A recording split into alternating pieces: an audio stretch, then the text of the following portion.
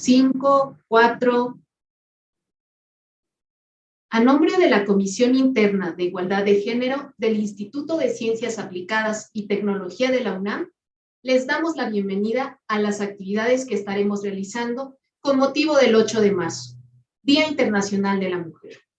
Este año, atendiendo el llamado de la Organización de Naciones Unidas, el tema es Igualdad de Género, hoy para un mañana sostenible, a través del cual se reconoce la contribución de mujeres y niñas de todo el mundo que están encabezando los esfuerzos de respuesta, mitigación y adaptación al cambio climático para construir un futuro más sostenible para todas las mujeres.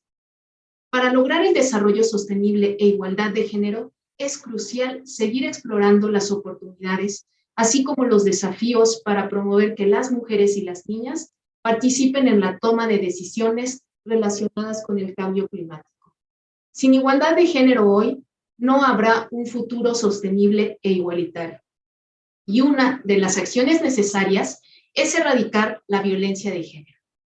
Hoy tenemos como invitadas a la maestra Ana Gabriela García Fernández y a la doctora Rita Jiménez Sánchez de la Defensoría de los Derechos Universitarios, Igualdad y Atención de la Violencia de Género, que dictarán la conferencia Cómo identificar violencia en el entorno y ruta de atención de la violencia ante la Defensoría de los Derechos Universitarios. Cedo la palabra a la doctora Erlinda Montiel para que nos comparta la semblanza de nuestras invitadas. Gracias. Nuestra primera invitada es la maestra Ana Gabriela García Fernández. Es licenciada en Psicología, egresada de la FES Iztacala, UNAM, cuenta con la maestría en Psicología por la Universidad Lucerna y realizó los diplomados en Victimología Asistencial, Psicología Forense y Sistema de Justicia Penal y Juicios Orales. La maestra Ana García es psicóloga con experiencia en el área clínica, brindando atención terapéutica a adolescentes y adultos, de forma individual, en pareja o familiar, desarrollando las sesiones de trabajo de acuerdo con el motivo de consulta y a los objetivos terapéuticos. Es coordinadora de psicología en una asociación civil, brindando terapia a mujeres que sufren violencia de género de manera individual y grupal, supervisora de casos clínicos y facilitadora de grupos de apoyo o grupos de crecimiento a personal interno y personal C5 de la SCP para evitar y atender de desgaste laboral. Es responsable de un programa de atención al suicidio, realizando seguimiento a personas con conductas suicidas, así como a la búsqueda y fomento de mecanismos de prevención y atención al suicidio. Ha participado en el diseño e impartición de talleres terapéuticos y pláticas de sensibilización a población escolar, docente y responsables de cuidado y crianza en temas de abuso sexual, prevención de la conducta suicida, prevención de violencia familiar, prevención de violencia en el noviazgo, prevención del acoso escolar y prevención de autolesiones. Bienvenida, maestra Ana García. Nuestra segunda invitada es la doctora Rita Jiménez Sánchez. Es doctora en Ciencias Sociales con especialidad en Estudios Rurales por el Colegio de Michoacán, Centro de Investigación del Consejo de Ciencia y Tecnología, maestra en Ciencias Sociales por el Colegio de Michoacán, licenciada en Desarrollo y Gestión Interculturales, con una especialidad en Estudios Filosóficos de la Ciencia, Tecnología y Sociedad, por la Facultad de Filosofía y Letras de la Universidad Nacional Autónoma de México. Desde 2013 ha trabajado como investigadora adjunta en el Instituto Nacional de Ciencias Penales, dependiendo de la Fiscalía General de la República, como analista y consultora de políticas públicas relacionadas con centros de justicia para mujeres y con el acceso a justicia de víctimas de trata de personas. También es profesora de esta institución, especialista en temas como sobre derechos humanos, violencia de género y tortura. Asimismo, es docente en la UNAM, imparte clases en la licenciatura en la Facultad de Ciencias Políticas y Sociales y en la Facultad de Filosofía y Letras de la UNAM. En el área de investigación, hace trabajo en campo en poblaciones indígenas y desarrolló una tesis doctoral sobre racismo y otras de exclusión en una zona rural nahua de la región de la Huasteca Potosina. Actualmente trabaja como gestora en la Defensoría de los Derechos Universitarios, Igualdad y Atención de la Violencia de Género en la Universidad Nacional Autónoma de México en el área de prevención y atención de casos de violencia de género.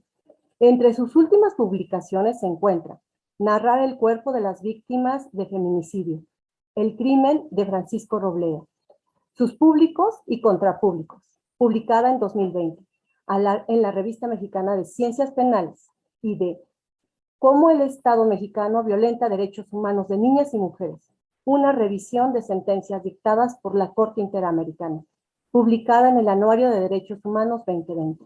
Bienvenida, doctora Rita Jiménez. Le cedo la palabra. Muchísimas gracias por la invitación. Pues nosotras encantadas de estar aquí, de poder brindarles pues, la información que sabemos. No sé si Rita, por favor, podrías apoyarme compartiendo la presentación. Muchas gracias. Denme un segundito a que la vuelva a empezar. Un segundo. Gracias.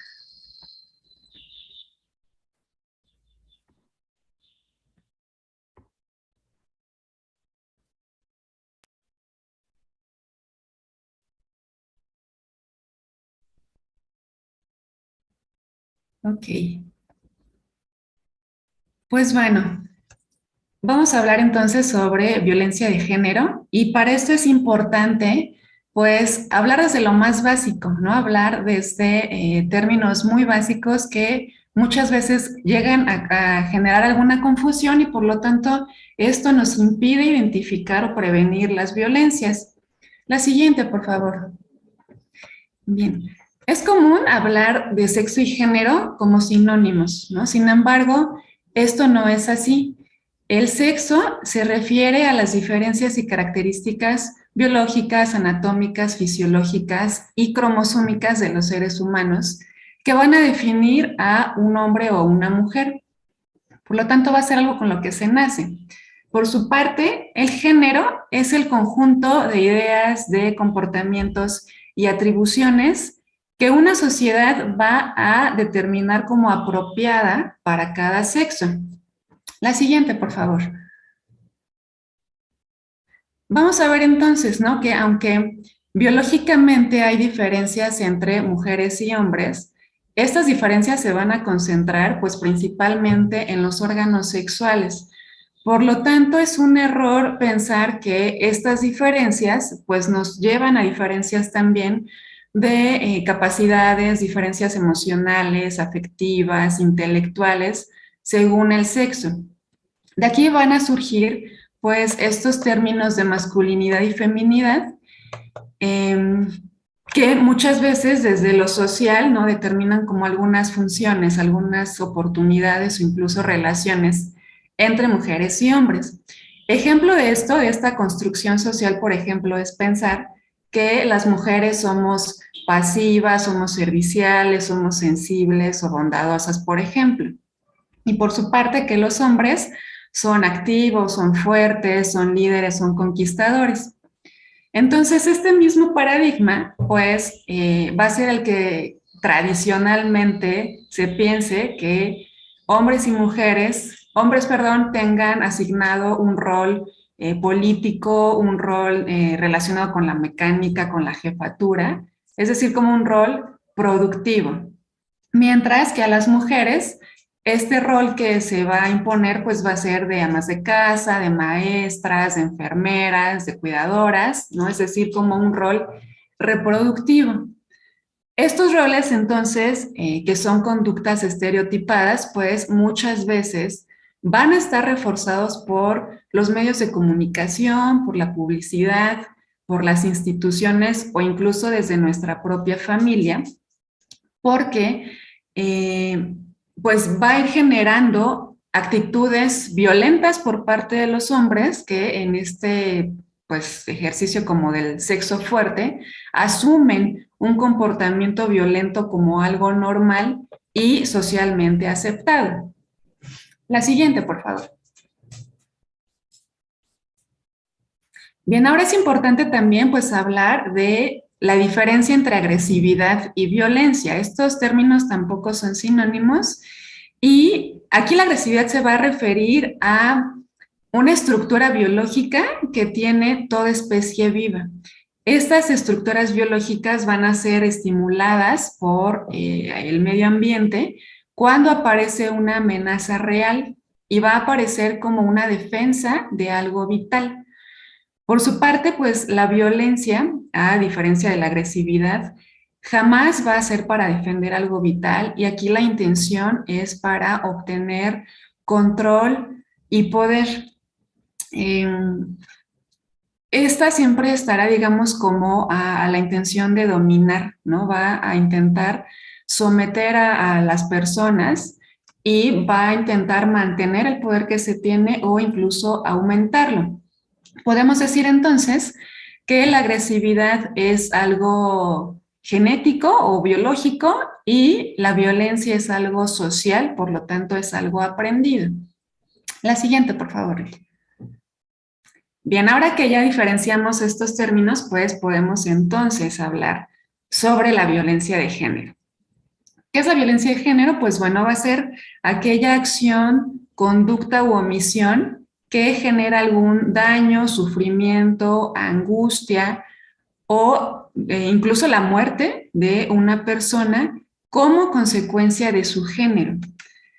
Esto va a tener origen en la desigualdad que hay socialmente, ¿no? En este abuso de poder, en existencias de normas dañinas y pues incluso este término se utiliza para subrayar el hecho de estas diferencias estructurales de poder basadas en el género, donde nos colocan a las mujeres y a las niñas en una situación de riesgo frente a muchas formas de violencia. Aunque mujeres y niñas son, pues digamos, como el blanco principal de esta violencia, también hombres y niños pueden ser blanco de esta, ¿no? En ocasiones incluso la violencia de género se usa para describir la violencia dirigida a las poblaciones de la diversidad sexogenérica, porque es una violencia relacionada con las normas de masculinidad y feminidad o a las normas de género. Algunos ejemplos así rápidamente de este tipo de violencia, aunque más adelante vamos a especificar más, pues bueno, serían por ejemplo chistes misóginos, sería exhibición indeseada de pornografía, invitaciones indeseadas o persistentes, una insinuación sexual, tocamientos, por ejemplo, y demás. La siguiente, por favor. Ok, de acuerdo a la Convención sobre la Eliminación de todas formas de discriminación contra la mujer, se la CEDAW por sus siglas en inglés, que es considerada la Carta Internacional de los Derechos de la Mujer, a diferencia de la violencia de género, aquí la violencia contra las mujeres es aquella que se produce contra la mujer solo por el hecho de serlo. La violencia contra las mujeres es una violación de derechos humanos y es un problema de salud pública que afecta a todos los niveles de la sociedad en todas partes del mundo. O sea, podemos hablar desde niñas hasta mujeres mayores y se dice incluso, bueno, la Organización Mundial de la Salud indica que 1 de cada 3 mujeres es golpeada o forzada a tener relaciones sexuales, ¿no? En algún momento de su vida. Y está documentado también que la violencia por parte de una pareja es la forma más común de violencia que reciben las mujeres en todas partes del mundo. Esta violencia contra las mujeres, pues, sin duda causa, o más bien, pues, tiene consecuencias muy graves para la salud y el bienestar de las mujeres.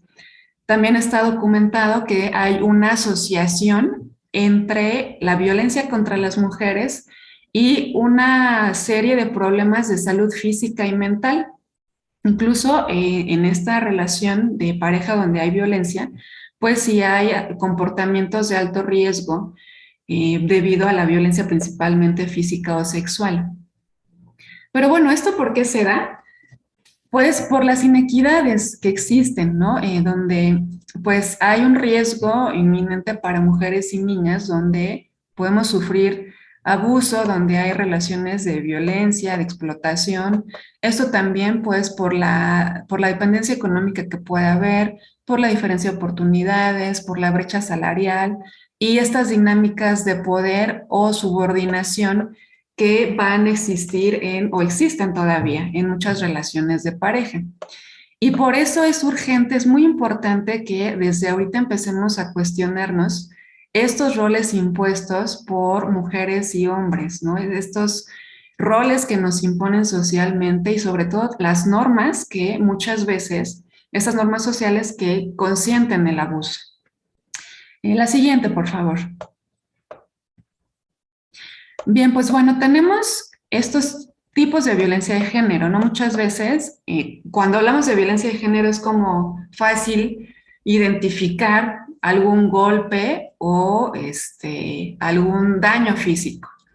Sin embargo, pues la violencia de género es de una magnitud importante, ¿no? Aquí podemos observar en el iceberg como desde una metáfora, ¿no? Podemos identificar cómo aquellas violencias que son sutiles o que están muy normalizadas y que a veces no es tan sencillo identificarlas como violencia o violencia de género, ¿no? En la punta lo que es visible, pues sí, a lo mejor, por ejemplo, estas humillaciones, estos golpes, o incluso como feminicidio o intentos de feminicidio.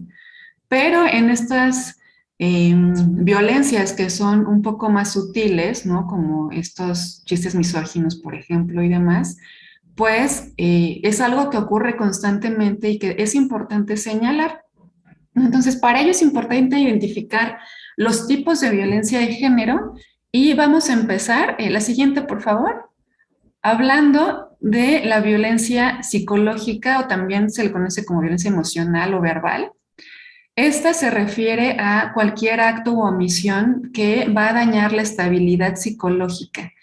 Esto puede ser a través, por ejemplo, de negligencia, de descuidos reiterados, de celotipia, por ejemplo, de insultos, de humillaciones, de evaluaciones, de esta indiferencia que a veces hay entre la pareja. La infidelidad también es un tipo de violencia, de rechazos, por ejemplo, amenazas.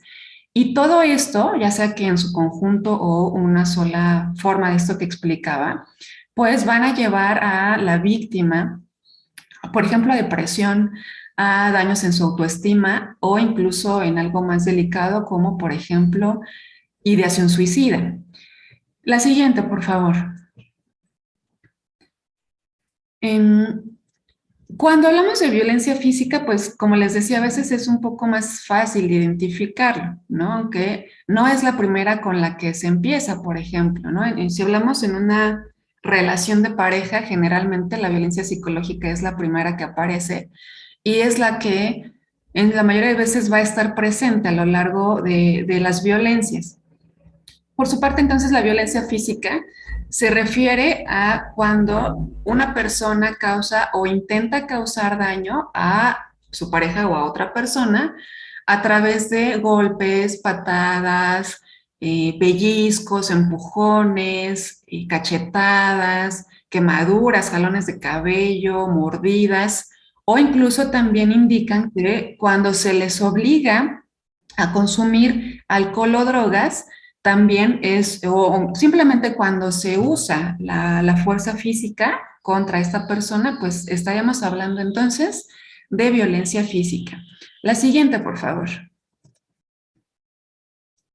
Bien, la violencia patrimonial, pues bueno, es en cualquier acto que de una forma ilegítima va a implicar un daño a la supervivencia de la persona.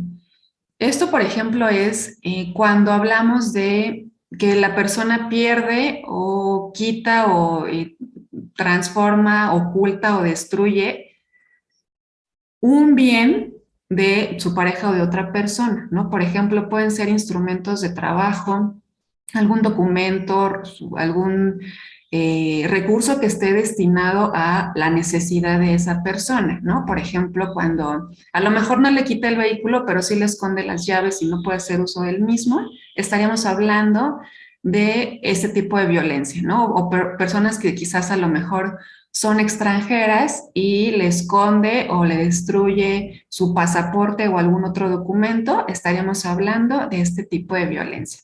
La siguiente, por favor.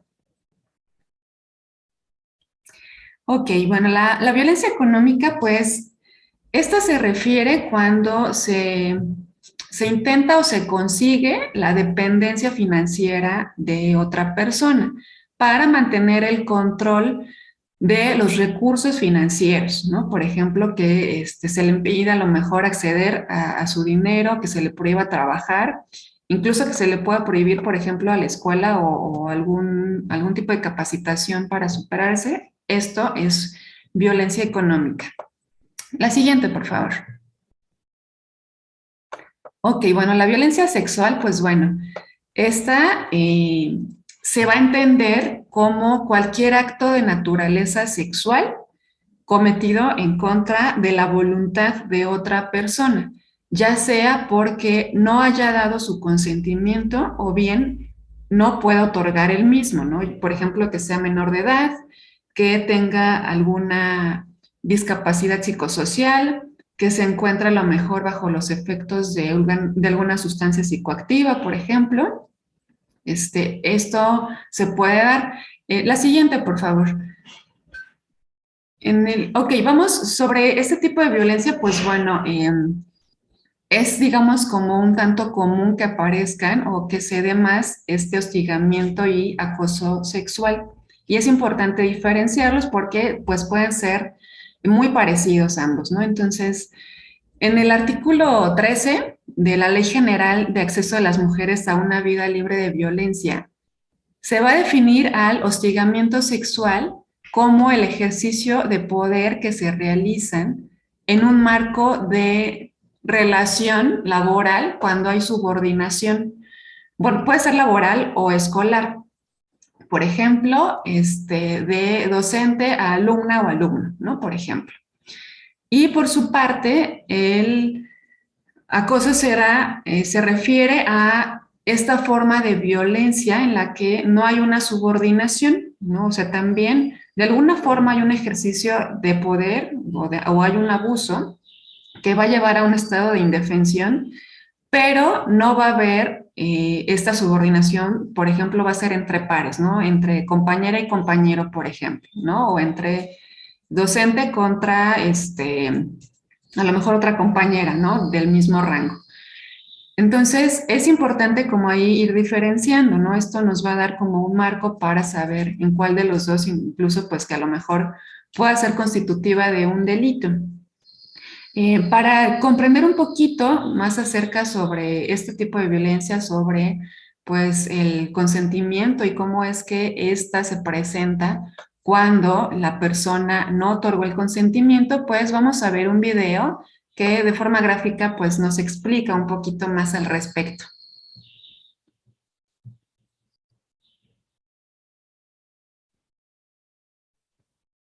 Denme un segundito y ya lo... Claro.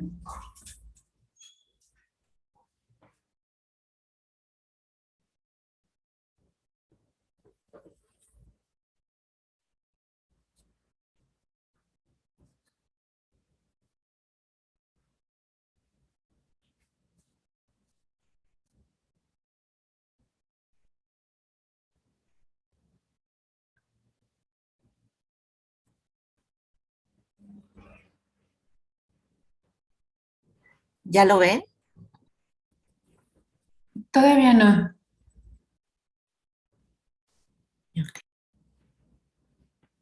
Si aún te cuesta entender qué es Listo. consentimiento sexual, solo imagina que en vez de iniciar una relación, le invitas un ceviche. Si le dices, ¿quieres un ceviche? Y te responde, claro, por supuesto, de todas maneras, me encantaría un ceviche. Gracias. Entonces sabrías que sí quiere un ceviche. Pero si le dices, ¿quieres un ceviche? No sé. Entonces puedes prepararle un ceviche. Pero ten en cuenta que quizás no se lo coma. Y si no quiere comérselo, y esta es la parte más importante, no le obligues a comérselo. Solo porque se lo preparaste, no significa que tienes el derecho a hacérselo comer. Y si te dice, no gracias, entonces no prepares ceviche en lo absoluto. No le prepares ceviche, no le hagas comer ceviche, no te molestes porque no quiere comer ceviche, simplemente no quiere ceviche. Puede que diga, sí, por favor, qué amable. Y cuando llegue el ceviche, ya no lo quiere. Claro que es un poco fastidioso, ya que hiciste el esfuerzo para preparar el ceviche, pero la persona sigue sin obligación a comerse el ceviche. Quería ceviche, pero ahora no. Algunas personas cambian de parecer mientras se corta el pescado, se le pone sal y se exprime el limón. Y está permitido que la gente cambie de opinión. Y tú sigues sin tener el derecho a obligarle a comer el ceviche. Y si está inconsciente, no le prepares ceviche. Las personas inconscientes no quieren ceviche. Y no pueden responder a la pregunta, ¿quieres ceviche? Porque están inconscientes. Está bien, quizás estaba consciente cuando le preguntaste si quería ceviche y dijo que sí, pero mientras cortabas el pescado, le ponías sal y exprimías el limón, quedó inconsciente. Simplemente debes dejar el ceviche, fijarte que la persona inconsciente esté a salvo y esta es la parte más importante, nuevamente. No obligues a la persona a comerse el ceviche. Dijo que sí antes, seguro, pero una persona inconsciente no quiere ceviche. Si alguien dijo que sí al ceviche, comienza a comerlo y se desmaya antes de terminarlo, no se lo eches por la boca. Llévate el ceviche y asegúrate que la persona esté a salvo, porque una persona inconsciente no quiere ceviche. Confía en mí.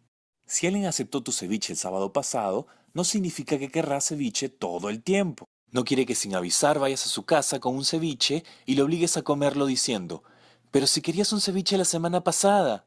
Tampoco quiere despertar viéndote como le echas ceviche por su boca porque quería ceviche la noche anterior. Si puedes entender lo absurdo que es obligar a alguien a comer ceviche cuando no lo quiere, y eres capaz de entender cuando la gente no quiere ceviche, entonces, ¿qué tan difícil puede ser entenderlo cuando se trata de sexo? Así se trate de ceviche o de sexo, el consentimiento es todo. Y tras esto, me voy a hacer un cevichito para mí. Bien, pues podemos observar, ¿no? De esta forma como, pues pareciera muy simple, sin embargo, justo es por esto que puede ocurrir la violencia sexual, porque se da a veces que entre parejas se tiene la idea que al tener un compromiso afectivo, pues entonces en automático también está como este permiso, ¿no? De realizar algo en contra del cuerpo o de la pareja o de la otra persona. Entonces, acá siempre es importante pues identificar esto y saber que aún en una relación de pareja, pues es válido decir no y no es obligatorio llegar a este tipo de prácticas. Bien, ahora la siguiente, por favor. Vamos a hablar, ya hablamos de los tipos de violencia de género y ahora es importante hablar de los ámbitos de violencia de género, ¿no? Digamos, las modalidades o como si habláramos de los escenarios de la violencia.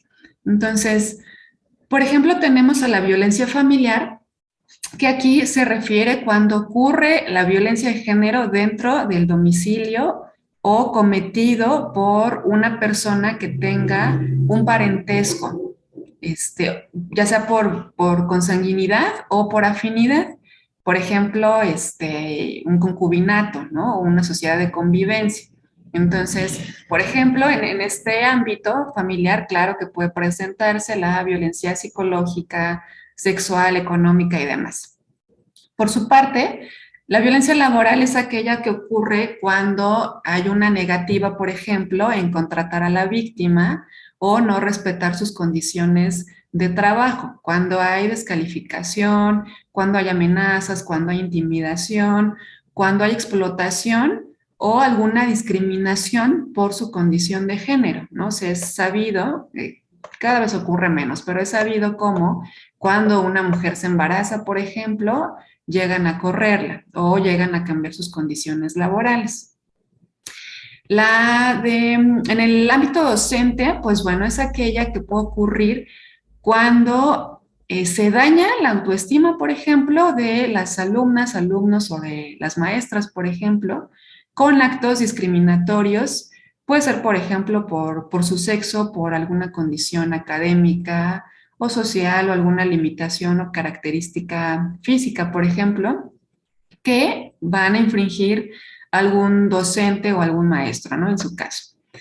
La comunidad o comunitaria puede ser, bueno, es aquella que se comete de forma individual o también de forma grupal, que va a atentar contra la seguridad o integridad de una o alguna otra persona o personas, perdón, que puede ocurrir, por ejemplo, en un espacio público, en los barrios, en un lugar de uso común, en un inmueble público, por ejemplo, que va a discriminar o marginar a alguna otra persona. Y por último, la institucional, pues bueno, son aquellos actos o alguna omisión que cometen las personas en calidad de servidoras públicas. Y con ello, pues van a discriminar o van incluso a obstaculizar, van a impedir el goce de los derechos o van a impedir, por ejemplo, el acceso a políticas públicas que van a estar destinadas a la prevención, a investigar, sancionar o erradicar los diferentes tipos de violencia de género. La siguiente, por favor. Ok, bueno, hay diversas formas de explicar la violencia. Este ciclo de violencia es una forma de explicar, ¿no?, cómo se manifiesta.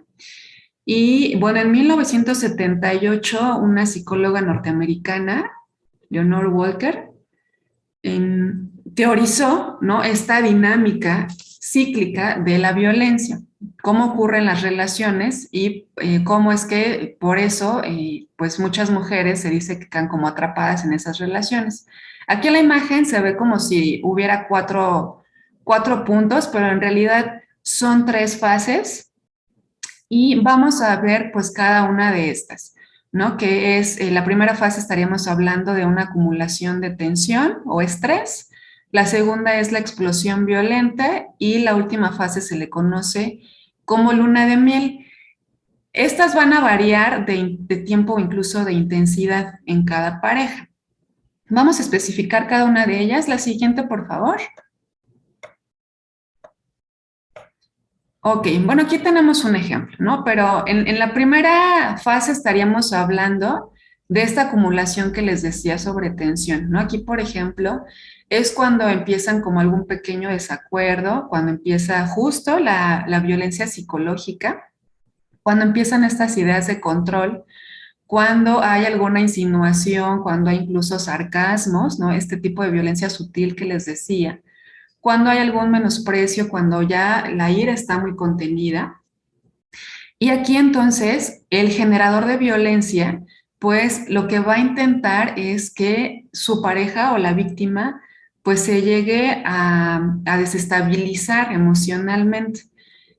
Pero en este caso, la pareja, pues lo que va a ir haciendo en esta fase es buscar o ir adoptando medidas para que intenten calmar la situación, o incluso aquí es cuando llegan a minimizar o a negar que hay un problema, ¿no? O sea, incluso se dicen a sí mismas que pueden estar exagerando lo que está pasando.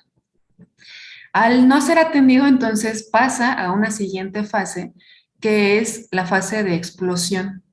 Aquí se va a caracterizar por una pérdida total del control por parte del generador de violencia. Aquí es donde claramente ya hay una violencia verbal, donde hay ataques físicos o sexuales, por ejemplo.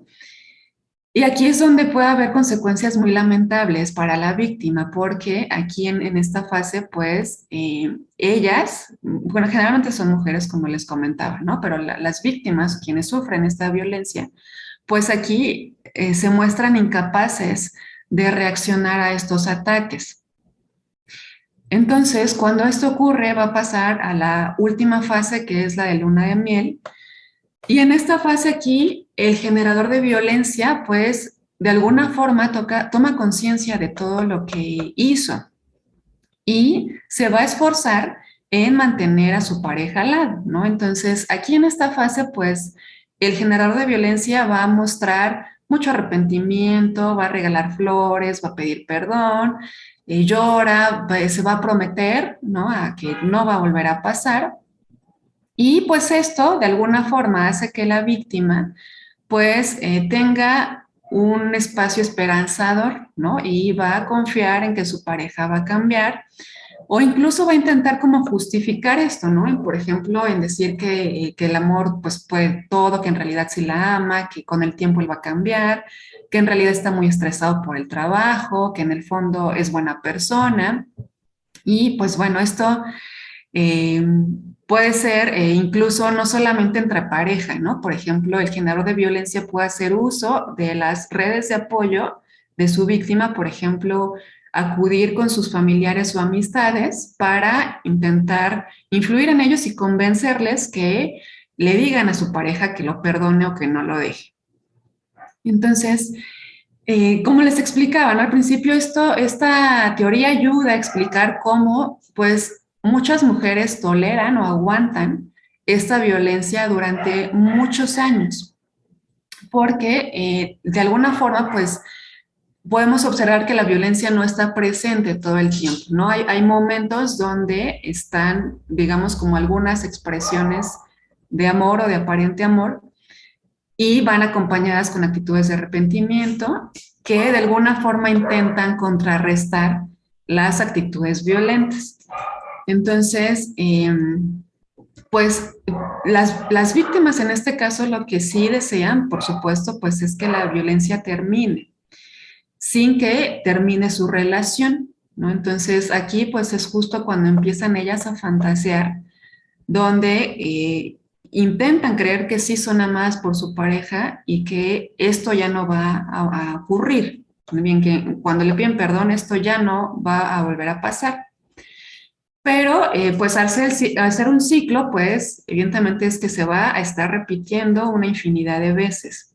Y esto entonces de alguna forma va a provocar que la víctima pues vaya perdiendo la confianza en ella, que pues ya no crea tanto como estas promesas amorosas y que empiece a identificar las conductas de violencia, ¿no? Porque aquí incluso eh, cuando esto no se atiende, o sea, es importante advertir, ¿no? Que evidentemente la violencia va a ir en aumento y de grado o de tipos de violencia y por lo tanto también de peligrosidad, ¿no? Entonces, una consecuencia letal, pues claro que puede haber, ya sea porque la víctima consume un suicidio o bien porque pues exista un feminicidio, ¿no? Entonces, es por ello, pues, importante, pues, más que la atención, por supuesto, la prevención para, pues, evitar este tipo de comportamientos.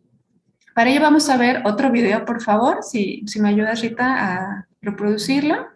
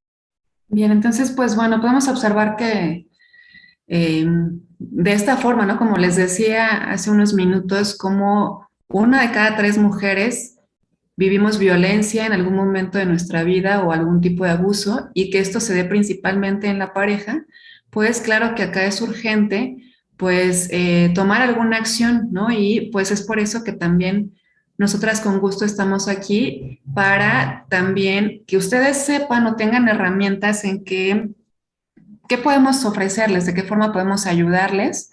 Y pues con gusto, pues bueno, para eso estamos. Entonces se da la palabra a mi compañera Rita.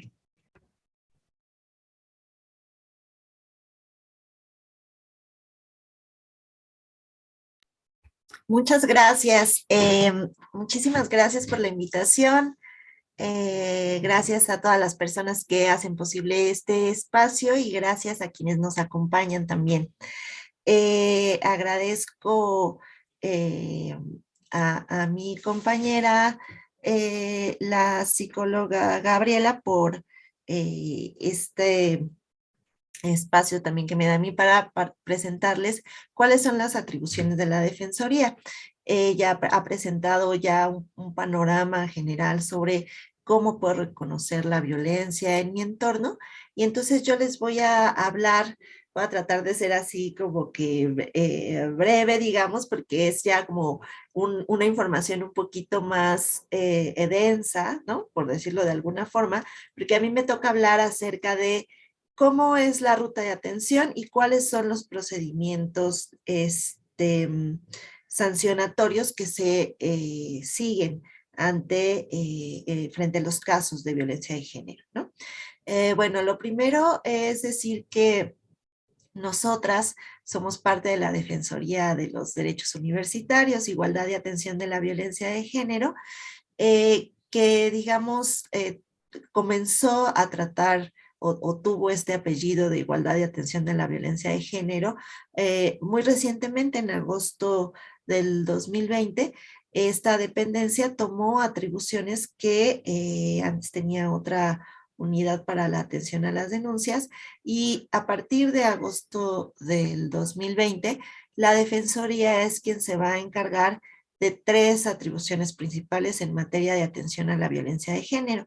La primera es proporcionar asesoría en materia de violencia de género a todas las personas que se acerquen a nosotras. Ahorita, hacia el final de estas diapositivas, les vamos a presentar cuáles son nuestros medios de contacto. También recibimos y atendemos quejas de alumnado, personal académico, personal administrativo, por actos o omisiones que constituyan hechos de violencia de género. Es decir, nosotros acompañamos en el proceso de interposición de una queja, pero también en el acompañamiento psicológico. Ahorita lo vamos a ver. Finalmente tiene como atribución la Defensoría coadyuvar con las autoridades en la estrategia de prevención, atención, sanción y erradicación de la violencia de género y de cualquier otra forma de violencia en la universidad. Esas serían como nuestras principales atribuciones. Ahora, los principios bajo los que se rige esta defensoría son los de independencia, es decir, nosotras en la defensoría no depende de ninguna entidad, la defensoría no depende de ninguna facultad, de ningún colegio, de ningún bachillerato. La defensoría es una entidad autónoma, digamos que es la autonomía dentro de la autonomía, somos como, bueno, no somos como, somos los derechos humanos dentro de la universidad.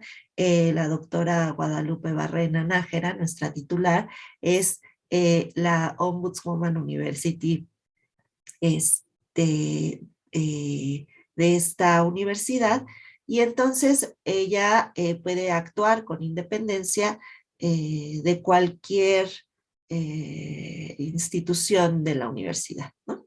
También es importante decir que en la Defensoría siempre vamos a actuar de buena fe, es decir, nuestro trabajo no es perseguir a las personas y tampoco es poner en tela de juicio lo que nos dice.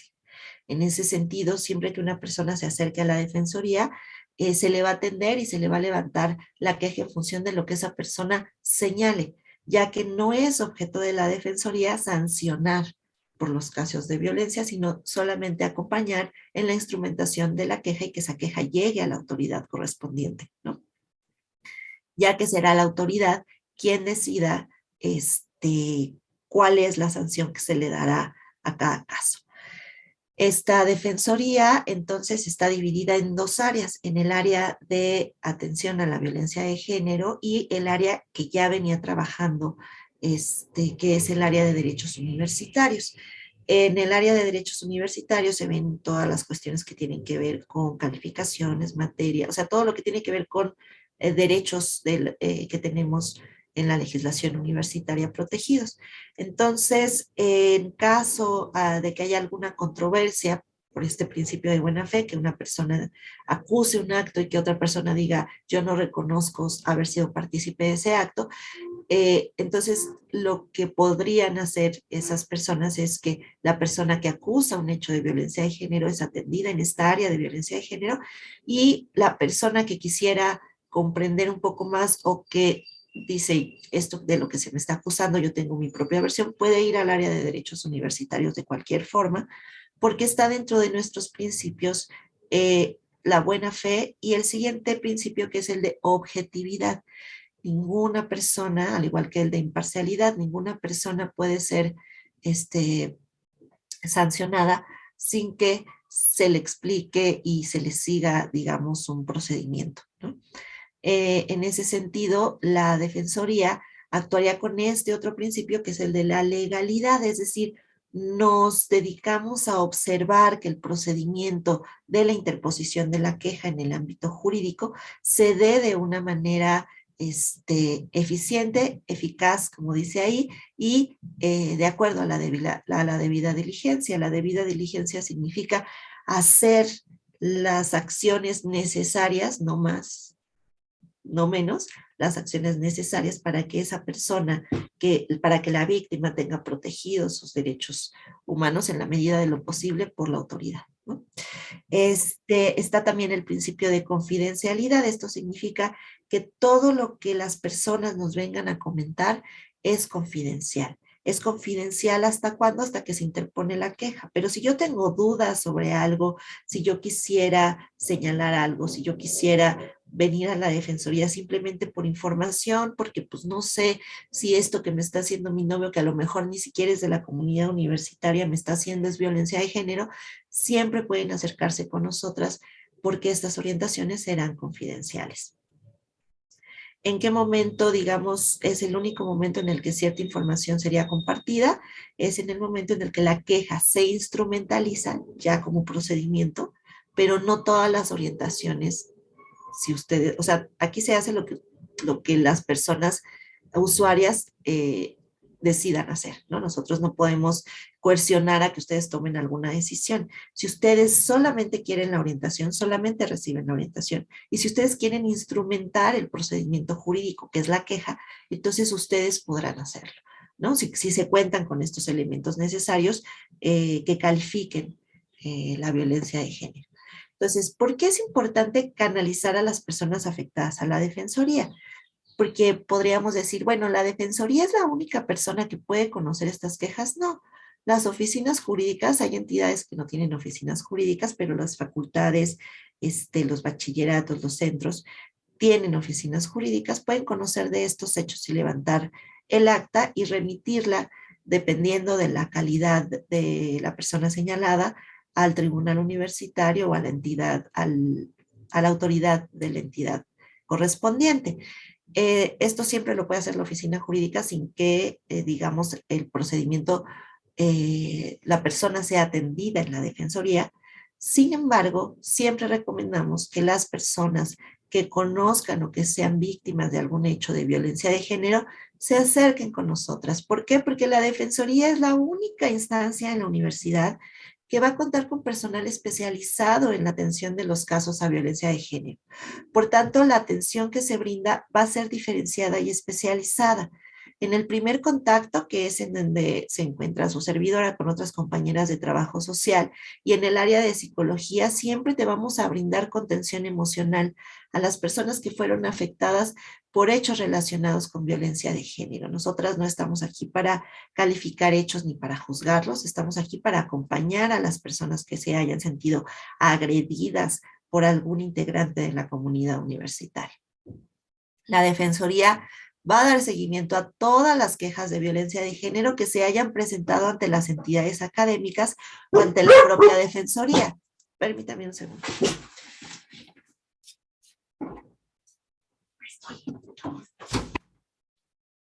Ya, disculpen.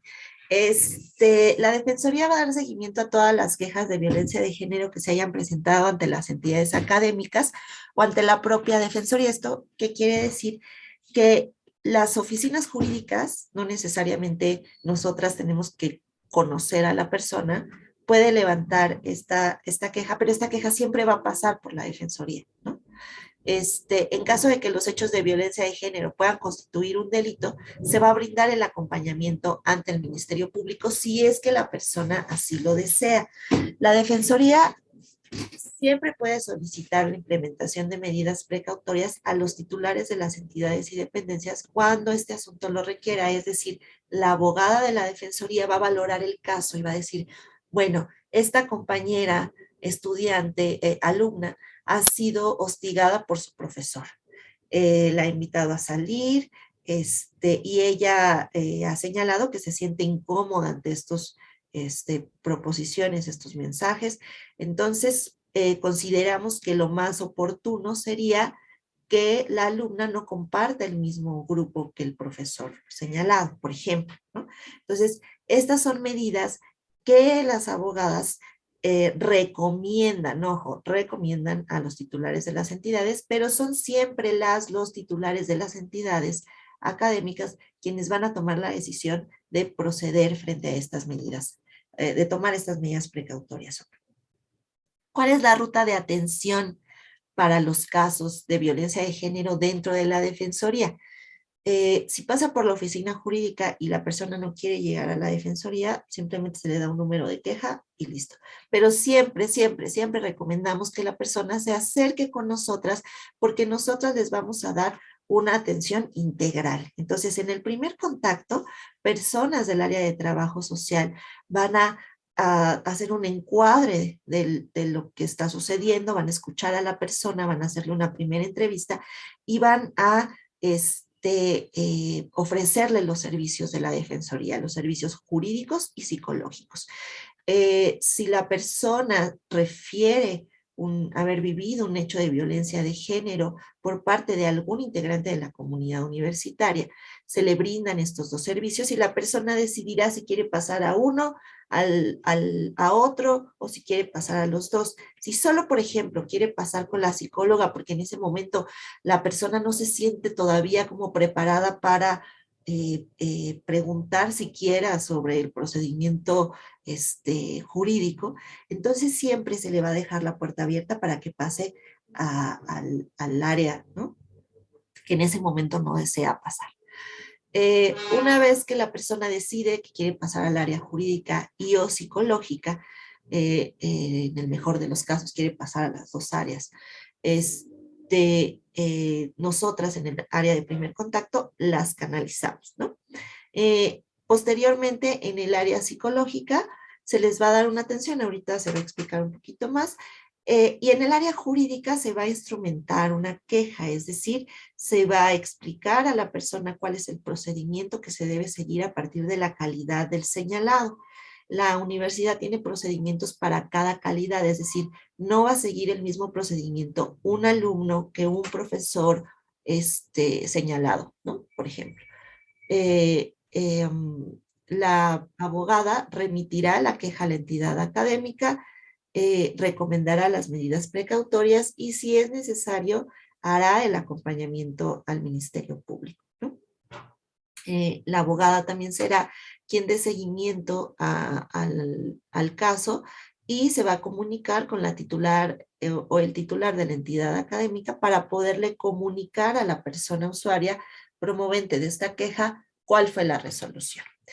En el área de contención emocional, pues se va a dar reporte, encuadre, se pueden hablar de los hechos. Si tienen alguna duda sobre la contención emocional, tenemos el privilegio de tener aquí a la psicóloga Gabriela, que es una de las psicólogas que lleva todo este procedimiento en la Defensoría, ¿no?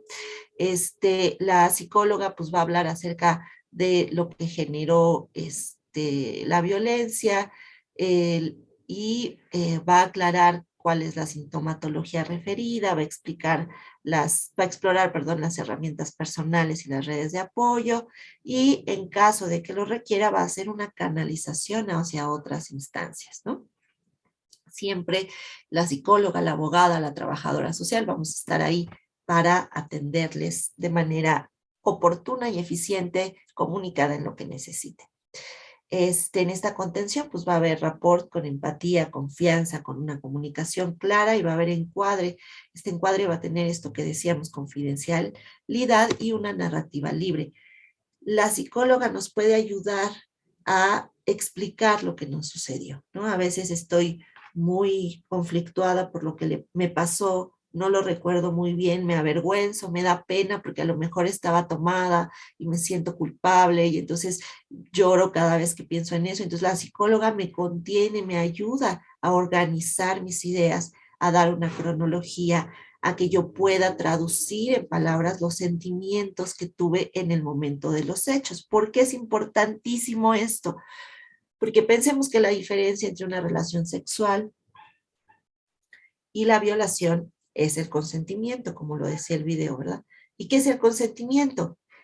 El consentimiento es una emoción que yo tengo ante una interacción, y que es una emoción que me puede dar en ese momento, que puede venir después, es un sobresalto que puedo tener en algún momento de ese día, en el transcurso de esos días, por ejemplo, ¿no? Para eso está la psicóloga siempre, para acompañarnos sobre los pensamientos que me generó, las decisiones que tomé con base en ese hecho, por ejemplo, ¿no?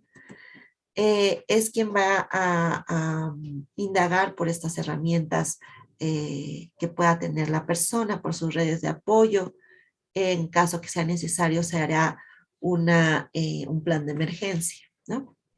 Esta atención integral siempre va a traer beneficios en la reducción en el nivel de estrés, en la identificación de redes de apoyo, en potenciar estrategias de afrontar la situación, en fomentar autonomía y en resignificar los hechos, para que finalmente la persona logre lo más importante, que es recuperar su proyecto de vida. Y ahora sí voy a pasar breve y rápidamente a los tipos de procedimiento. Esta es como la ruta de atención. Llegamos hasta acá con la atención psicológica, ya expliqué qué pasa en el primer contacto, qué pasa la canalización, qué pasa con la psicóloga. Ahora, ¿qué va a pasar en el área jurídica? La abogada me va a explicar si la persona que me agredió es parte de la comunidad universitaria, y a partir de cuáles fueron las agresiones que se suscitaron, cuál es el procedimiento que va a seguir esta persona, ¿no? Tenemos 3 tipos de procedimiento. Está el procedimiento de investigación administrativa, conocido en el argot jurídico universitario como el PIA administrativo, y el PIA disciplinario. El PIA administrativo va a ser para todo personal administrativo y académico sindicalizado, y el disciplinario va a ser para el alumnado. También va a haber avisos de sanción para personal de confianza y funcionariado. Finalmente, tenemos en la institución, digamos, en la Defensoría, tenemos un procedimiento alternativo. Sin embargo, este procedimiento alternativo cuenta, bueno, no sin embargo, más bien, asimismo, este procedimiento alternativo cuenta con personal especializado. Sin embargo, este procedimiento alternativo, ahora sí, no puede llevarse a cabo en todos los casos. Solamente se puede llevar a cabo si hay una autorización consciente de la situación de que esa violencia puede ser mediada, por ejemplo, ¿no? Hay un reconocimiento de la otra persona señalada de la responsabilidad de esa conducta. No es posible si se trata de aproximaciones sexuales, si existe violencia física o conductas reiteradas o que constituyan posibles delitos. ¿Por qué no es posible un procedimiento alternativo en casos de violencia sexual o violencia física o alguna conducta que haya constituido algún delito en el Código Penal, porque el procedimiento alternativo supone, ¿no?, que la agresión, se dio una agresión, digamos, no una violencia perpetuada con fin de dominación, ¿no? Y la violencia sexual y la violencia física, la violencia de este tipo de género, es una violencia que quiere remarcar el dominio, el abuso de una persona sobre otra, ¿no? Por eso es que no se pueden llevar a cabo procedimientos alternativos en estos casos. Y tampoco se puede llevar a cabo si de la valoración psicológica se prevé que pudiera haber un efecto negativo, que la persona, por ejemplo, está siendo coercionada por su agresor. Entonces, si se llega a lograr este procedimiento alternativo, siempre se van a registrar acuerdos y se van a dar seguimientos. No es como que, bueno, ya pídanse disculpas y váyanse cada quien a su casa. Es un procedimiento muy instrumentado que también tiene unos pasos muy específicos. En cuanto a los procedimientos sancionatorios que les explicaba estos de acá, ¿no? El PIA administrativo, el PIA disciplinario y los avisos de sanción. Bien. Un procedimiento disciplinario, es decir, todo el procedimiento jurídico que lleva un alumno de la universidad, va a seguir este procedimiento. Se le va a poner una queja. Esta queja se puede presentar en la oficina jurídica, en las unidades de apoyo jurídico, también para quienes no tienen oficinas jurídicas, o se puede presentar acá en la defensoría. Siempre se va a dar conocimiento al titular. Si solo se presenta en la oficina jurídica, va a pasar a la defensoría. Se le va a dar conocimiento entonces al titular de la entidad. El titular va a resolver internamente. Él va a resolver amonestación o sin elementos para sancionar, pero si la sanción es mucho más grave, entonces se va a remitir al tribunal universitario y el tribunal universitario va a reafirmar lo que dijo el director de la entidad o va a poner otra medida u otra sanción, ¿no? Puede ser. Entonces se remite al tribunal universitario y el tribunal universitario puede resolver definitivamente que haya sanción o que haya una sanción, que no haya sanción o que se siga la sanción provisional, digamos, que puso el titular de la entidad académica. Si tienen, o sea, sé que lo voy a pasar así como muy lacónico, pero son procedimientos mucho más complejos. Si tienen dudas, ahorita lo podemos explicar. Este procedimiento disciplinario, cuando pasa al tribunal universitario, lo que va a suceder es que se va a notificar y se va a fijar una audiencia. Se va a realizar una audiencia y en la audiencia después de la audiencia se va a resolver definitivamente si va a haber una amonestación, una suspensión, una expulsión o si no van a haber elementos para sancionar. Esto es lo que hace el tribunal universitario y lo que hace digamos, la lámina pasada, esta parte del titular, es lo que hace el titular o la titular de la entidad, el director, directora de las facultades, etcétera. No es lo que hace la defensoría, eso es importante. Nosotras nos quedamos solamente en la parte de acompañamiento de la queja. Esto que estoy explicando es el procedimiento que seguiría el caso, pero la defensoría no sanciona. Quien sanciona es el tribunal universitario y las titulares de las entidades. Otra calidad que tenemos en estos procedimientos es el PIA administrativo. Este se va a dar a partir del tipo de contrato que tenga el trabajador o trabajadora, si es de la PAUNAM o si es del ESTUNAM. En la PUNAM es para profesorado, investigadoras, investigadores y ayudantes. Y el ESTUNAM es para personal administrativo. Cada uno de estos sindicatos va a tener su propio procedimiento, que no es menester ahorita explicarlo así con minuciosidad, ¿no?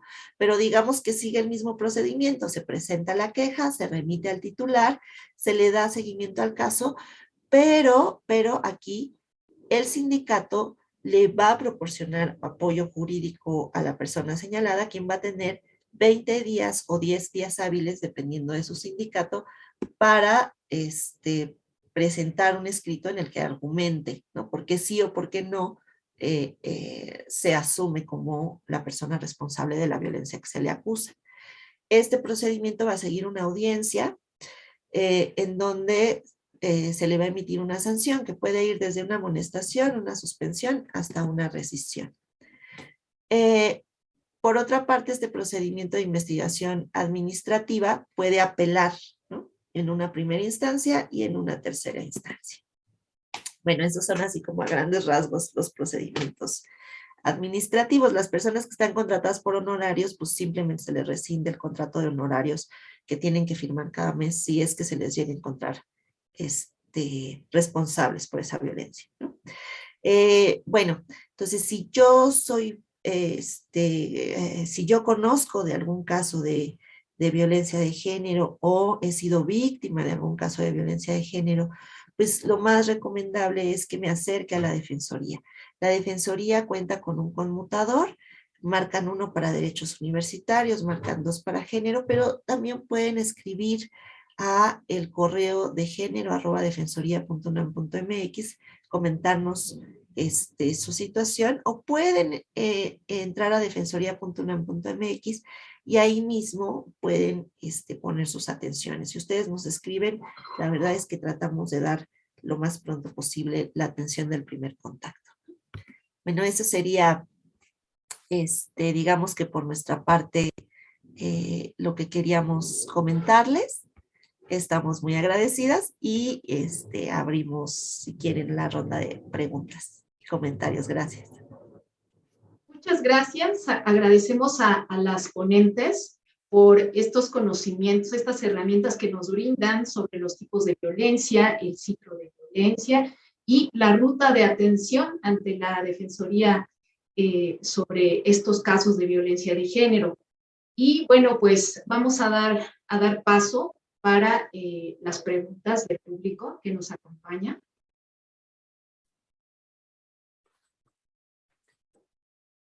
Ana, si me permites, quisiera hacer una en lo que leemos las demás. A ver, esta pregunta sería para, bueno, es que para la doctora Rita. En este último diagrama que vimos de cómo es el proceso para una queja, una vez que es remitido al titular de la dependencia de la escuela, de la facultad, eso, digamos, ¿le sigue dando seguimiento la Defensoría o como que ahora queda en manos el proceso queda totalmente en manos de la dependencia? Muchas gracias por la pregunta. La Defensoría le va a dar seguimiento hasta que tengamos una resolución por parte de la autoridad. Si es una resolución provisional, es decir, se trata de un procedimiento disciplinario, es decir, de algún alumno señalado, alumna señalada, entonces quizás la autoridad en una primera instancia, el director de una facultad, por ejemplo, ponga una sanción, supongamos 5 días de suspensión, ¿no? Y eso, pero sigue siendo una sanción provisional porque tiene que pasar al tribunal universitario esa decisión.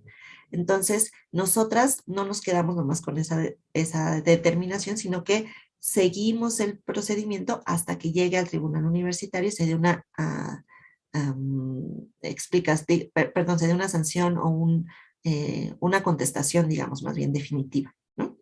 Entonces, es hasta esta contestación definitiva e incluso a veces las psicólogas llegan a hacer esto, también lo puede comentar, no sé si quiere ahorita andar un poquito más, la psicóloga Ana Gabriela, porque también hay veces que las usuarias nos llaman y nos dicen, pues esta decisión, por ejemplo, a lo mejor no fue lo que yo hubiera esperado, fue muy poquito para lo que yo sentí, por ejemplo, ¿no? Y ahí también puede haber un proceso de contención, por ejemplo, ¿no? Entonces, el acompañamiento es seguido. Sí, en efecto, ¿no? Incluso antes de llegar a esta parte de esperar el resolutivo, pues se trabaja justo con las víctimas en las expectativas que puedan estar generando, ¿no? Y desde que trabajamos con la narrativa, pues también por eso es importante que en la medida de lo posible se describan y queden muy claras ahí las violencias que sufrieron para que la autoridad o la persona que haga lectura a esto, pues vea la magnitud de lo que vivió y de esta forma, pues digamos que sea la resolución, digamos, como que corresponda a los hechos que vivió, ¿no? Y muchas veces quizás tienen expectativas muy altas y piensan que siempre una queja va a dar igual a una expulsión, ¿no? Cuando quizás pues los hechos de violencia no son tan graves, por así decirlos, y no correspondería a una expulsión, sino quizás una amonestación por escrito o a lo mejor una suspensión. Entonces, todo en esto se trabaja, se hace una sensibilización y en caso, pues, de que haya quizás alguna inconformidad, pues claro que seguimos trabajando desde el aspecto emocional con ellas para que, pues, se sientan acompañadas en este proceso.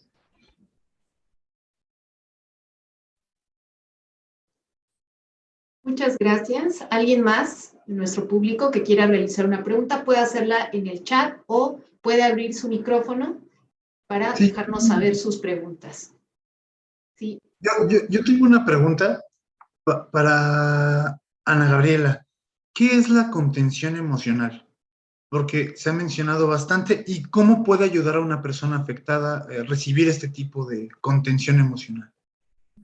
Claro, la contención emocional es cuando se aplican diversas técnicas o, por ejemplo, primeros auxilios psicológicos donde se validan las emociones que está sintiendo la persona, ¿no? Por ejemplo, ahorita nos comentaba que a lo mejor si hay alguna sensación de culpa o miedo, por ejemplo, que eso es algo muy común, entonces se trabaja, ¿no? Desde ese momento. Es distinto a una terapia psicológica, por ejemplo, porque la persona está en crisis, entonces lo que se busca es que sí tenga una expresión emocional, pero sin que haya un desborde, ¿no? O sea, es decir, que se va cuidando desde también, pues, los diálogos que se va teniendo, haciendo una validación de lo que está sintiendo y pensando y buscar entonces diversas rutas de acción o posibles soluciones desde ese momento.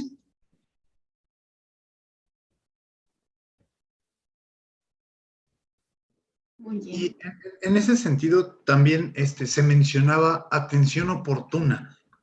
¿Cómo puedo identificar cuándo es oportuno solicitar ayuda o en qué momento alguien que está en alguna situación puede decidir, oye, ¿sabes qué? Necesito recurrir a ayuda profesional? Una, pues bueno, eso puede ser diferente en cada persona, ¿no? Porque pues también hay diferencias entre los estilos de afrontamiento o las experiencias que han tenido, ¿no? Y también pues con los tipos de violencia que hayan vivido. Entonces, pues la invitación siempre es que desde la primera señal, o ahora como ellas dicen, como estas red flags, pues desde ahí acercarse. Quizás a lo mejor no es que se esté buscando ya una psicoterapia, quizás desde el principio, pero sí la atención oportuna es justo esto, desde recibir la primera atención u orientación en qué se puede hacer al respecto y desde ahí se les invita, ¿no? Pues junto con las psicólogas, pues hacemos como este monitoreo del estado emocional, ¿no? O sea, a raíz de estos eventos, ¿qué consecuencias o secuelas has tenido, ¿no? Y a lo mejor no desde lo emocional, sino que quizás después de eso, pues ya no puedo salir sola, me da miedo de ir a tal lugar, ya no quiero estar con tal profesor, ya no quiero ir a la escuela. Entonces, todo eso pues nos va dando un pues análisis de lo que está viviendo y desde ahí se hace pues a lo mejor esta invitación. Las atenciones que brindamos son completamente voluntarias, entonces esto quizás se hace el ofrecimiento y queda en la persona o en la promovente si decide o no atenderse, ¿no? Entonces puede ser que la psicoterapia se la brindemos nosotras desde un proceso de terapia breve o bien se canalice a instancias que tenemos vínculos que están también especializadas en este tipo de atención a la violencia de género.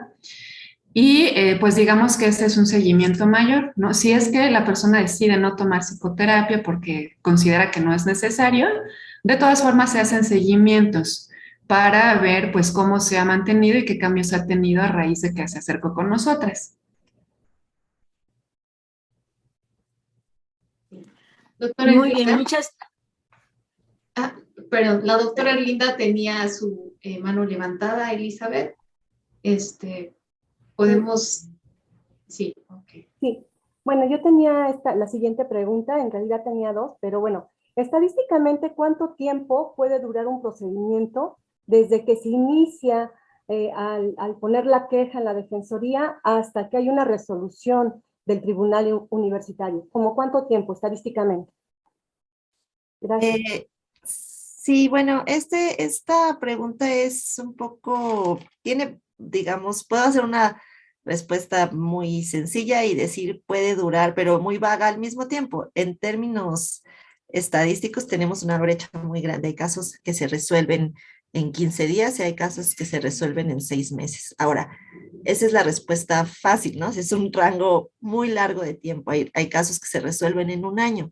¿Qué puede pasar, ¿no? Entre que la persona se acerca a la defensoría, se pone la queja se manda a la autoridad la remite al tribunal, el tribunal responde, pues en cada de esos procesos que les estoy platicando pueden pasar pandemias, cosas, ¿no? Entonces, ahorita traemos un rezago, por ejemplo, en los informes anuales muy alto entre lo que se resolvió por disciplinario, que es lo que se va a tribunal, y lo que se resolvió a partir de las entidades en procedimientos de pie administrativos. ¿Por qué? Porque separaron los tiempos del tribunal también un rato durante la pandemia. Entonces, ahí hubo un rezago, digamos, un desfase más bien en los tiempos de la atención, y de repente tenemos que en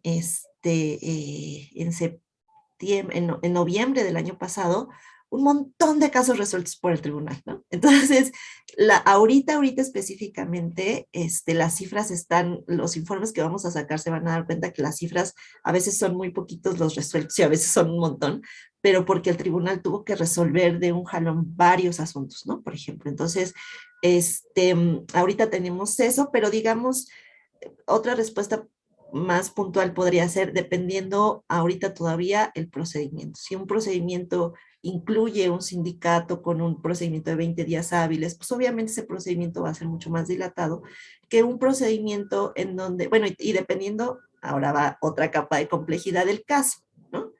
Puede ser un caso en donde una persona se metió a la salón de clases y proyectó pornografía y se fue, y ni siquiera sabemos quién es, de dónde vino, de dónde salió, pero hay que poner la queja porque eso nos ayuda a promover la denuncia, nos ayuda a generar herramientas, digamos, de acción social, pero no necesariamente tenemos a la persona, o un caso grave de violencia física, por ejemplo, ¿no?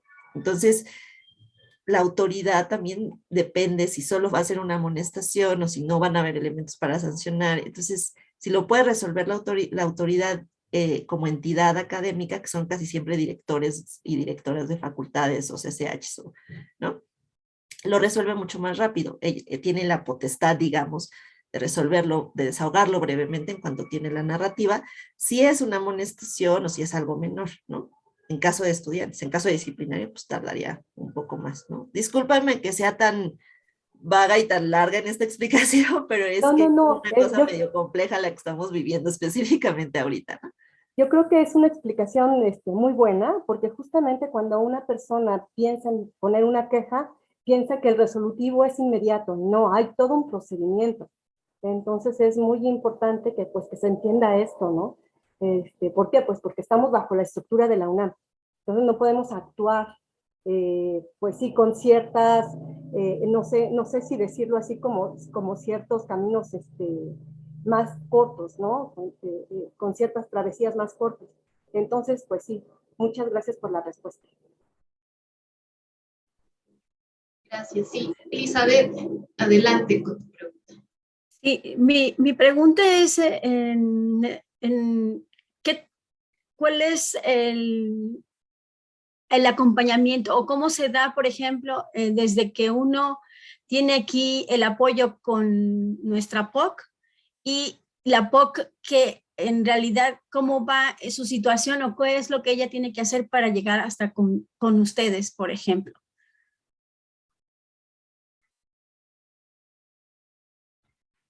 Bueno, no sé si ustedes ya han tenido los cursos de las personas orientadoras, que digamos, eso también es importante. La Defensoría trabaja con las personas orientadoras porque nosotras, por ejemplo, yo que estoy en el primer contacto, si una persona orientadora manda un correo y dice, oigan, esta compañera le da pena, no se puede presentar, no quiere decir lo que le pasó, siempre podemos contactarla, pero las encargadas de la capacitación, explicación a las personas orientadoras es la coordinación de igualdad de género con la maestra Carla Musurruta, que es quien es quizás la más indicada para dar exactamente cuál es la preparación de las personas orientadoras, pero en cuanto a la defensoría se refiere, la relación que tenemos es que siempre una persona orientadora sabe cómo acercarse a nosotras y sabe que siempre que le llegue un caso, lo más recomendable es, porque si hemos estado en esas capacitaciones, pues es que nos las manden porque, como decíamos, somos las personas capacitadas. No necesariamente porque haya una abogada en una oficina jurídica significa que esa abogada tenga especialización en atención a la violencia de género. La defensoría es la única instancia en la universidad. Entonces, lo que hacen las personas orientadoras es capacitarse, sí, pero conscientes siempre de que tienen que llevar el caso lo más pronto que puedan, si pueden, ¿no? Si la persona quiere, con la defensoría para que nosotras comencemos ya el procedimiento, ¿no? En ese caso sería una cosa como de, nosotras llegan con nosotras y a veces incluso la persona orientadora solo nos dice, es un caso muy difícil, quisiera hablarlo primero, entonces primero hablamos con la persona orientadora y ya después nos canaliza con la chica, ¿no? Con la persona que haya vivido, en cualquier caso, la violencia, pero eso siempre es importante. A una persona orientadora no se le puede dar información y no se le puede atender a nombre de otra persona. Siempre es la persona que ha vivido el hecho quien tiene que acercarse a la defensoría, ¿no?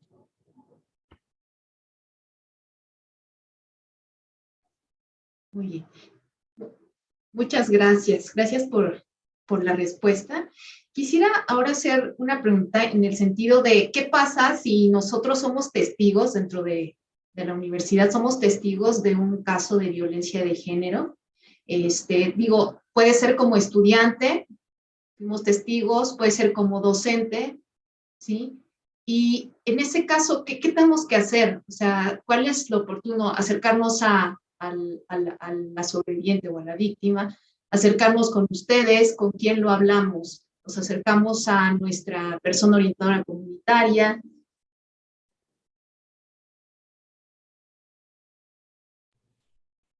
Pues bueno, todas esas opciones son válidas, o sea, pueden acercarse como testigos a la defensoría para mencionar esto. También a veces se recomienda, ¿no? Si hay, digamos, como alguna cercanía o confianza con la persona que está sufriendo la violencia de género, preguntarle si está de acuerdo en proporcionar los datos a la defensoría para que directamente nosotras las contactemos y desde ahí reciba la orientación sin este compromiso, ¿no? De que forzosamente tenga que iniciar una queja. Eso no es obligatorio, ¿no? O sea, con que se lleve la orientación, eso es suficiente. O bien con las personas orientadoras, pues también generalmente estas personas son, digamos, pues hay como este vínculo importante. Entonces, también con ellas, pues bueno, se puede realizar este contacto, ¿no?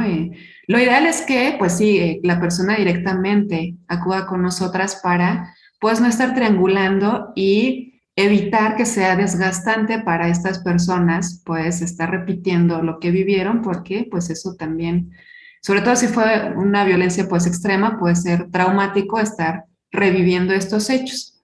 Entonces, pues sí tenemos estas opciones, ¿no? O sea, tengo entendido, no sé si igual Pita con esto me puede apoyar, que personas que han que han sido testigos de este tipo de violencias, pues también pueden iniciar, digamos, su proceso en la defensoría en esta calidad de testigos. Sí, gracias. Pues sí, lo que es importante, más bien, déjenme lo explico así. Si no hay persona que sea la persona que experimentó esa violencia, no puede haber testigos de algo que alguien no está manifestando que le sucedió. Entonces, no puede haber testigos si no hay una persona que ya procedió con la queja.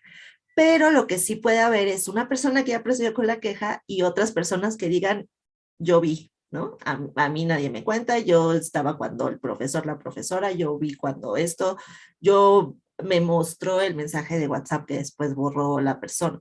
Esas cosas pueden suceder, pero siempre, siempre, siempre tiene que haber una persona que sea la que haya levantado la queja, ¿no? Y entonces ahí sí puede haber testigos, digamos, ¿no? Si hay víctima y testigos, eso sería, pero si no hay víctimas, no puede haber solo testigos. ¿Por qué? Porque nosotros no podemos acusar a alguien, o sea, no solamente es en términos de la legislación y la burocracia universitaria, sino de derechos humanos. Ninguna persona puede ser señalada sin un procedimiento, a nadie la podemos, hoy no me pueden a mí sacar de mi cargo nomás porque alguien llegó y les dijo que la maltraté, ¿no? Por ejemplo. Entonces, cuidando ese principio es que existen todas estas precauciones, digamos, ¿no? Y por eso es que no se puede levantar en los tendederos, por ejemplo, acusar a alguien anónimamente tampoco se puede, ¿no? Porque esa persona tiene que saber de qué se le está acusando y quién lo está acusando, ¿no? Espero haber respondido. Gracias. Claro que sí. Elizabeth, tienes otra pregunta. Adelante. Sí, tenemos una pregunta en el chat. ¿Cuál es el primer paso para salir de un ciclo de violencia? Pues bueno, primero sí, como mencionábamos, cuestionarnos estos estereotipos que nos han impuesto porque esto ha provocado que las violencias estén normalizadas. Entonces, una vez que esto se hace visible, podremos identificar, ¿no? Les decía al principio que a veces lo que es más sencillo identificar o reconocer es cuando hay un golpe, ¿no? Hay algo en nuestro cuerpo que a lo mejor podemos señalar en dónde está el moretón, en dónde nos pateó, en dónde nos pegó. Pero, por ejemplo, estas violencias donde es difícil un poco identificarlas y vemos a veces, pues ya como la última manifestación de cuando quizás tienen ya síntomas depresivos, cuando ya se están aislando, cuando ya no hacen uso de sus redes de apoyo, por a lo mejor violencia psicológica, por ejemplo, pues entonces esto lo vuelve un poco más complejo. Entonces es observarnos que si a lo mejor desde ahí tenemos como una duda, es porque hay algún problema, ¿no? O sea, algo nos está diciendo, algo nos está alertando que está pasando algo en nuestra relación de pareja, ¿no? Que es en este caso la pregunta. Entonces, una forma de salir de ello es primero que identifiquen que no estarán solas, ¿no? O sea, independiente a las redes que puedan tener en familia o con las amistades, pues está o estará la defensoría para acompañarlas en este proceso. Entonces, como decía también, ¿no? O sea, hay personas que quieren terminar la violencia, pero sin terminar su relación. Y eso a veces también es complicado, porque también en este caso el generador de violencia tendría que reconocer las conductas que está haciendo. Y para eso también se necesita un trabajo, ¿no? Una atención especializada en este tipo de conductas violentas. Entonces, obviamente, pues a lo mejor no podría decirles, pues tienen que terminar forzosamente su relación de noviazgo, ¿no? O de pareja. Pero sí que observen que pues los límites acá serán importantes y generalmente cuando ponemos límites asertivos y efectivos, pues a las personas que generan violencia no les va a agradar. Y esto, por eso insisto en las redes de apoyo, ¿no? Porque ante esto puede haber una explosión de violencia más grande o donde se les controle definitivamente para hacer uso de sus redes de apoyo o se les busca aislarse y puede haber ahí una peligrosidad, ¿no? Entonces, buscar con quién tendrían confianza, ¿no? No a lo mejor precisamente el mejor amigo, porque muchas veces, o la mejor amiga, ¿no? Muchas veces se tiene como esta idea, pero ya en una respuesta apropiada, pues a lo mejor no la hay. Entonces, como dentro de esas experiencias que les ayuden, ¿no? En qué vincular, o sea, qué necesidad habría en particular en esa persona, ¿no? A lo mejor la necesidad es tan solo psicológica, no hay algún interés en hacer una queja o una denuncia, ¿no? Que también se hace ese acompañamiento a la fiscalía en ciertos casos. sino desde ahí, desde lo individual, ver cuáles son estas necesidades y siempre vincularnos, ¿no?, con las redes de apoyo. Es importante la psicoeducación también para poder salir de relaciones violentas, ¿no? Como les comentaba, está tan normalizado que no consideramos, o sea, lo que nos está pasando es violencia y no lo alcanzamos a ver. Sobre todo cuando juegan ahí las amenazas, ¿no? De si te vas, va a pasar esto, o te voy a hacer esto, si haces esto, entonces, no sé, le vas a hacer algo a tu familia, por ejemplo. Esto entonces lo vuelve más complejo, ¿no? Pero si conocemos, ¿no?, desde esta forma, que esto que me estás diciendo es violento, ¿no? O me estás discriminando por esto, no sé, porque soy mujer, no me permitas entonces a mí hacer esto, pues entonces sí es más fácil tomar ahí alguna acción, ¿no? Pero desde las necesidades individuales, ¿no? O sea, la acción que quieres tomar es la queja, o es el apoyo terapéutico, o es que no sabes, o sea, tu familia no tiene conocimiento de esto que está pasando, entonces hacemos también pues como este trabajo para que se acerquen a estas redes de apoyo.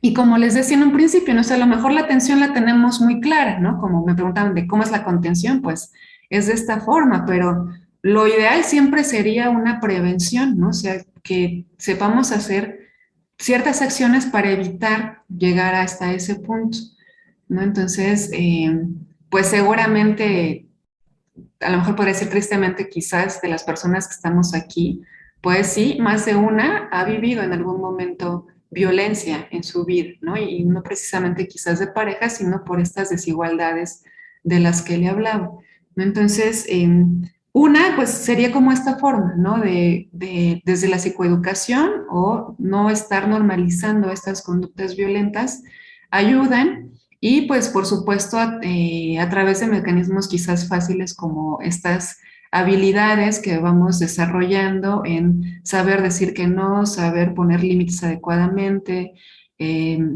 a lo mejor distanciarse sin tener este sentido de culpa que muchas veces también desde lo social para nosotras las mujeres nos van imponiendo, ¿no? Como que siempre tenemos que estar dispuestas para los demás. Entonces, ir también rompiendo estos estereotipos, pues ayuda a no mantener o no iniciar una relación de violencia.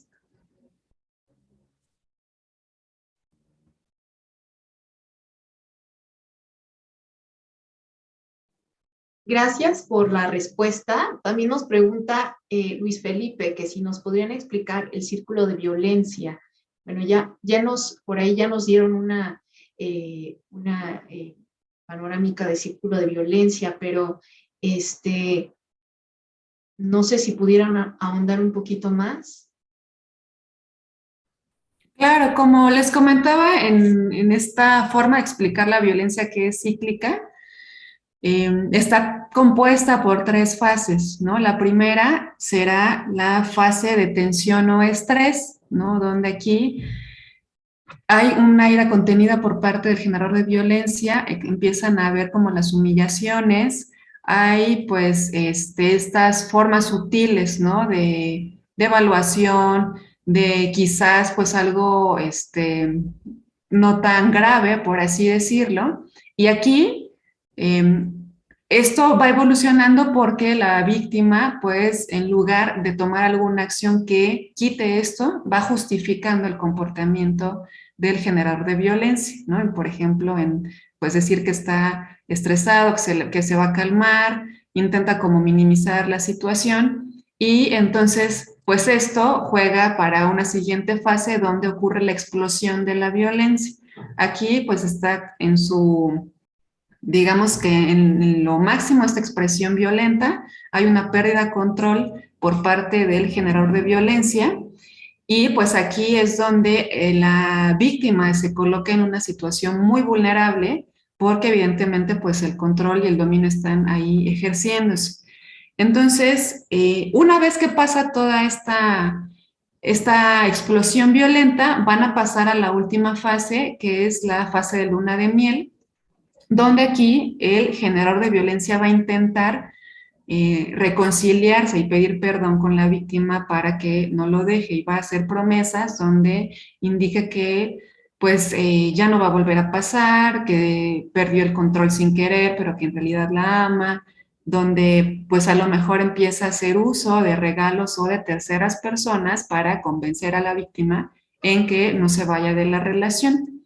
Y esto entonces va a provocar, y como les comentaba, ¿no? Una cierta esperanza para la víctima. Va a creer en estas promesas que le están haciendo y va a dar por hecho que es la última o la única vez que va a pasar algo así.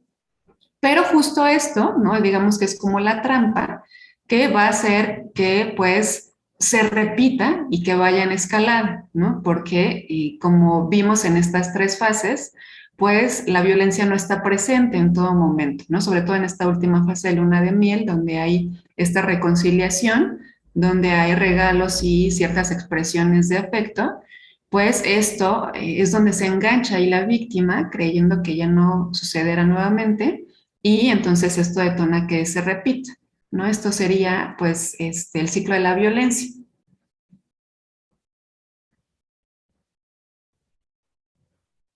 Muchas gracias. Pues si ya no hay más preguntas por parte de nuestro público, vamos a concluir nuestra charla del día de hoy. Doctora Erlinda, le cedo la palabra. Creo que Minerva tiene una pregunta.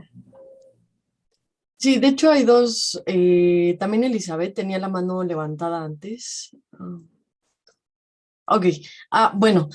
Yo quería saber si si llega a haber violencia de género por parte de la comunidad administrativa de los trabajadores. ¿Esa parte la llevan a cabo en conjunto con el STUNAM o solamente la Defensoría Universitaria?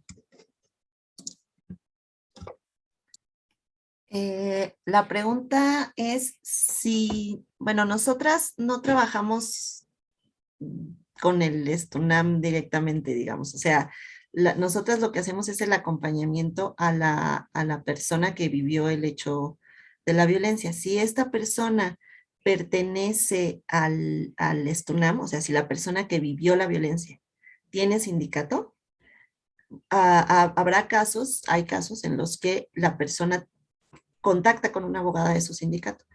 Pero cualquier persona puede contactar con una abogada particular, abogado particular, digamos, ¿no? Lo que hace la Defensoría es el acompañamiento del procedimiento conforme a la legislación universitaria dentro del procedimiento universitario, digamos, ¿no? Ya en el ámbito, por ejemplo, si pasa una instancia penal, etcétera, bueno, ahí ya también la abogada puede acompañar a otra abogada o a la abogada, pero en caso de que el señalado, la persona señalada de violencia, ¿no? El agresor, la agresora, sea la persona sindicalizada, ¿no? Esta persona casi siempre hace uso de su abogado, abogada. Por eso siempre es importante, por eso siempre les decimos, vengan a la Defensoría, siempre apoyo a solicitar una atención, una orientación jurídica, porque a veces hacemos cosas que nos parecen en ese momento que tenemos mucho coraje o así, y entonces hacemos cosas como lo escrachamos en el Facebook, y después eso a veces es contraproducente para nosotras mismas a veces, ¿no? No digo que todas las acciones, habría que ver cada caso, no de ninguna forma estoy diciendo que por manifestarnos, no, a lo que me refiero es siempre es prudente tener una orientación porque la otra parte tiene ese derecho también a ir a su sindicato y buscar un abogado o abogada que le asesore en su procedimiento. Estos abogados o abogadas solo tienen esa función, no intervienen en nada, nosotras no platicamos ni podemos darle información tampoco a abogados de nadie sobre información que solo le podemos dar a la persona usuaria. No sé si ahí respondí a la pregunta. Sí, de hecho también, pues bueno, esa parte de si un estudiante era agredido por personal administrativo, o sea, que realmente quien lleva a cabo el proceso, ¿no? En este caso, pues me parece que es la Defensoría, porque pues sí, también tenía entendido que la parte del sindicato tiene una unidad para la violencia de género. Sí, gracias. Muy bien. Si no hay más preguntas, pues agradecemos a la maestra Ana García y a la doctora Rita Jiménez por sus pláticas. Fueron muy importantes. Les agradecemos que nos hayan dado este apoyo y al público que nos acompañó en esta conferencia y nosotras por un futuro sostenible. Aprovecho la ocasión para invitar a las académicas, estudiantes y administrativas del ICAT para participar en el café virtual En Busca de la Sororidad en el ICAT, un espacio de reunión donde platicaremos de experiencias sobre igualdad de género, en particular en el ámbito académico, como una forma de conmemorar el 8M, Día Internacional de la Mujer. Nuevamente, muchísimas gracias por sus charlas, fue muy interesante y gracias por atender nuestra solicitud. Muchas gracias a ustedes. Gracias, muchísimas gracias por la invitación. Quedamos a sus órdenes. Gracias. Gracias. Bueno, y ahora por último los invito y las invito a, tengo la toma completa de los asistentes para pronunciar con nosotros la frase nosotras o nosotros por un futuro sostenible. ¿Ok? 1, 2, 3. Abran sus micrófonos. Sí, sus micrófonos, por favor. Va de nuevo. 1, 2, 3. Nosotras por un futuro Sostenible. De nuevo, yo creo. Gracias. Ahora sí nos despedimos. Gracias a nuestras ponentes, gracias a los estudiantes, a la comisión.